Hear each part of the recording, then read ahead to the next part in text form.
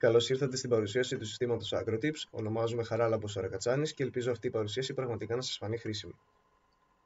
Ας δούμε για αρχή τι είναι το AgroTips. Αναφερόμαστε σε ένα σύστημα που παρακολουθεί καλλιέργειες με τη χρήση κάποιων αισθητήρων, οι οποίοι καταγράφουν το περιβάλλον των φυτών. Επίσης, μια κάμερα συλλέγει φωτογραφίες από την καλλιέργεια, οι οποίες θα χρησιμοποιηθούν για να βγάλει το σύστημα ένα πόρισμα για το αν τα φυτά φέρουν ή όχι κάποια ασθένεια. Αυτά τα δεδομένα που έχουν συλλεχθεί θα σταλούν σε cloud και ο χρήστης λαμβάνει ένα πόρισμα μαζί με τα δεδομένα που έχουν συλλεχθεί για την καλλιέργειά του ανά κάποιες συγκεκριμένες ώρες. Για παράδειγμα, μπορεί να είναι 5 ώρες. Σε τι διαφέρει αυτό το σύστημα σε σχέση με άλλες ιδέες και υλοποίησεις? Για αρχή, έχει γίνει η υλοποίηση αυτού του συστήματος από το 0. Αυτό σημαίνει ότι έχουμε μια νέα προσέγγιση στο πρόβλημα. Η επιλογή των αισθητήρων και των παραμέτρων που επηρεάζουν την υγεία των φυτών έχει γίνει με τρόπο έτσι ώστε να είναι πραγματικά περιγραφικός και δεν το συναντάμε αυτό σε άλλα συστήματα. Δεν διαθέτει περιβάλλον διεπαφής. Αυτό σημαίνει ότι ο χρήστης δεν έχει ούτε να εξοικειωθεί με κάποια εφαρμογή, ούτε να κατεβάσει το οτιδήποτε.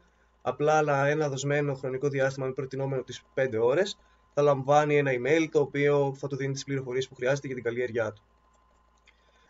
Το υλικό που έχει επιλεχθεί είναι αρκετά οικονομικό, όσο ταυτόχρονα και αποδοτικό, το οποίο επίσης θα δούμε στη συνέχεια και περισσότερες πληροφορίες γι' αυτό θα υπάρχουν στο κείμενο το οποίο έχω αφήσει στο description του βίντεο.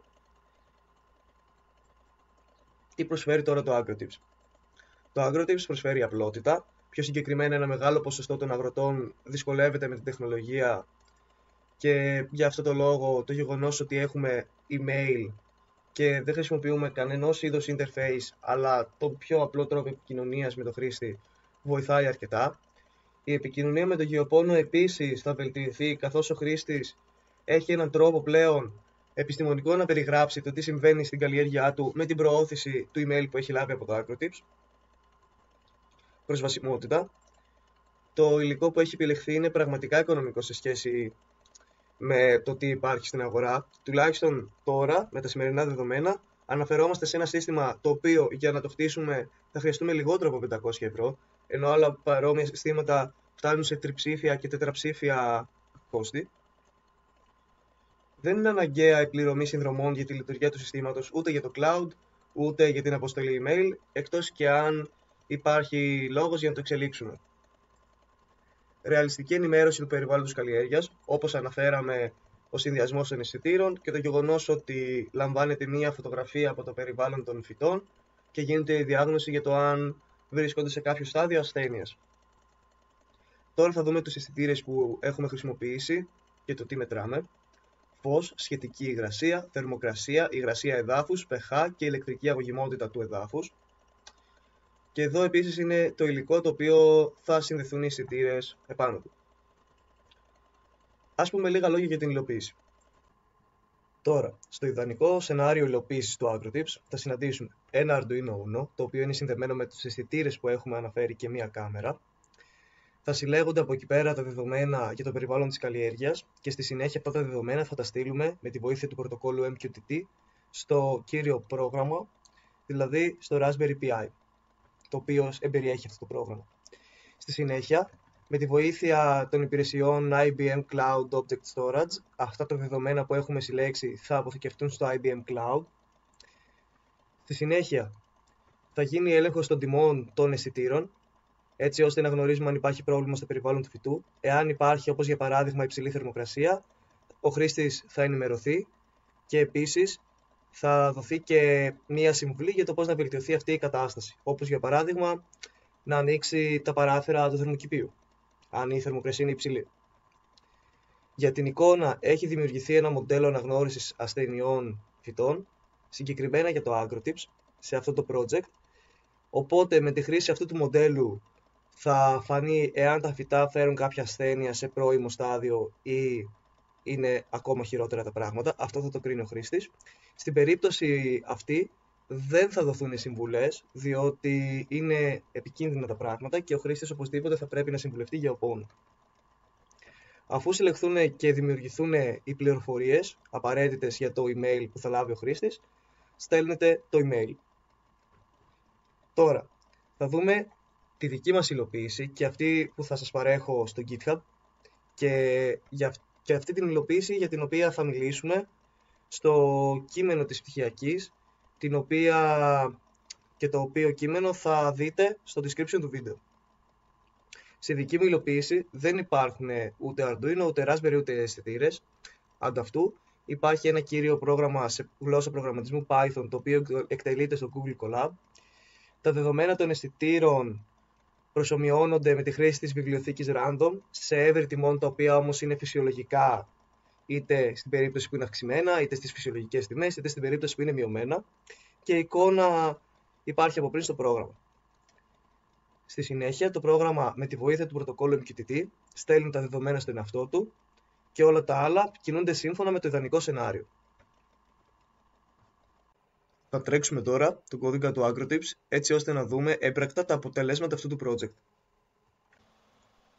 Πολύ σύντομα θα εμφανιστούν σε αυτό το σημείο δύο αρχεία, ένα .db και ένα .png. Αυτά εδώ είναι η εικόνα και η βάση δεδομένων τα οποία θα στείλουμε στο cloud. Τώρα, ο κώδικας αυτός υπάρχει αποθηκευμένος και διαθέσιμος στο GitHub. Έχω αφήσει το link στην περιγραφή, το οποίο θα σας οδηγήσει σε αυτή τη σελίδα. Αυτός εδώ είναι ο κώδικας για το μοντέλο αναγνώρισης ασθενειών για τη ντομάτα θερμοκηπίου. Για οποιοδήποτε άλλο φυτό θα χρειαστεί να γίνουν μικρές προσαρμογές. Σε κάθε περίπτωση, αν υπάρχει ένα αρκετά μεγάλο dataset, είναι πιθανό να είναι αποδοτικός και έτσι όπως είναι τώρα. Εδώ πέρα θα συναντήσουμε το κύριο πρόγραμμα και εδώ πέρα λίγες πληροφορίες σύντομες για το project. Όλες οι πληροφορίες θα υπάρχουν στο κείμενο της πτυχιακής, το οποίο επίσης θα υπάρχει link για αυτό στο description, όπου εκεί θα συναντήσουμε πληροφορίες για τα εργαλεία που χρησιμοποιούμε, πληροφορίες για εναλλακτικά εργαλεία, τους λόγους που χρησιμοποιούμε αυτά τα εργαλεία, μία ανάλυση του κώδικα, άσχετα από τα σχόλια που θα συναντήσουμε, τρόπους να βελτιωθεί το project και λόγους που έχουμε χρησιμοποιήσει τους αισθητήρες και το hardware, καθώς και επιδόσεις του μοντέλου αναγνώρισης εικόνων. Εδώ πέρα θα δούμε τώρα το mail το οποίο λαμβάνει ο χρήστης. Στην αρχή έχουμε ένα καλωσόρισμα, στη συνέχεια θα δούμε τα δεδομένα των αισθητήρων.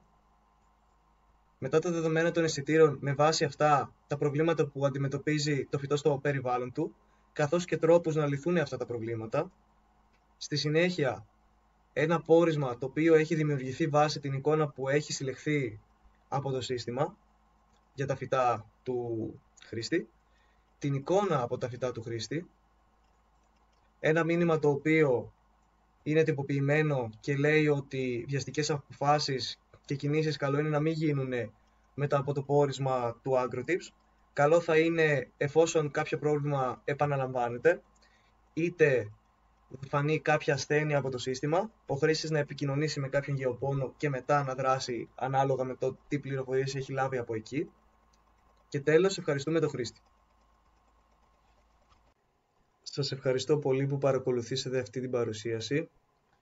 Ελπίζω πραγματικά να αποτελέσει πηγή έμπνευσης για τα επόμενα σας project και θα ήθελα να σας υπενθυμίσω ότι στο description θα δείτε ένα κείμενο το οποίο θα σας δώσει πληροφορίες για τα εργαλεία, το λόγο που τα χρησιμοποιούμε και γενικότερα για όλες τις επιλογές και το πώς δημιουργήθηκε και τελειοποιήθηκε το AgroTips.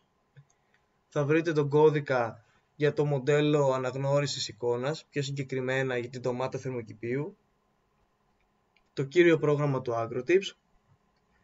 Θα βρείτε επίσης link το οποίο θα σας οδηγήσει στο να κατεβάσετε το dataset που έχει χρησιμοποιηθεί, καθώς και θα βρείτε ένα link το οποίο θα έχει το μοντέλο αναγνώρισης εικόνας για την ντομάτα του θερμοκηπίου.